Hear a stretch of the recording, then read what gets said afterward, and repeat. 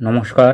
আজকে আমরা চতুর্থ ও পঞ্চম শ্রেণীর বাচ্চাদের জন্য একটি বায়োগ্রাফি বা জীবনী আলোচনা করব।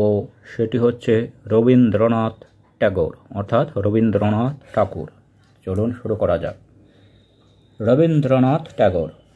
Rabindranath Tagore was a great poet, writer and artist from India.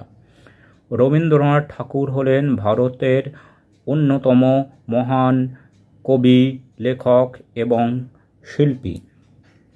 He was born on May 7, 1861 in Kolkata.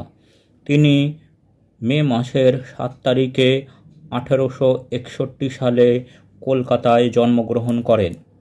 He wrote many beautiful poems, stories and songs. তিনি অনেক সুন্দর সুন্দর কবিতা, গল্প এবং গান লিখেছিলেন। He is best known for writing our national anthem Jana Gana Mana. তিনি সবচেয়ে বেশি পরিচিত আমাদের জাতীয় সঙ্গীত রচনার জন্য, যেটি হচ্ছে জনগণ মন।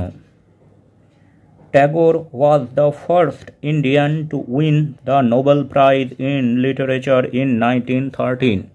1913 সালে তিনি সাহিত্যে নোবেল প্রাইজ জিতে প্রথম ভারতীয় হিসেবে এই পুরস্কার জয়লাভ করেন। He loved nature and believed in peace and education. তিনি প্রকৃতিকে ভালোবাসতেন এবং শান্তি ও শিক্ষার ওপর বিশ্বাস করতেন। He also started a school called Santiniketan.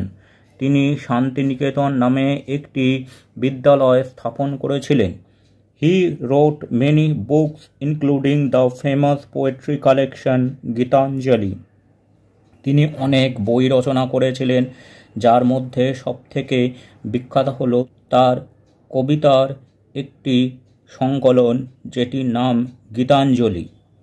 Rabindranath Tagore is respected as one of the greatest thinkers and artists in Indian history. Rabindranath ঠাকুর ভারতীয় ইতিহাসে একজন মহান চিন্তাবিদ ও শিল্পী হিসেবে বিখ্যাত হয়ে আছেন।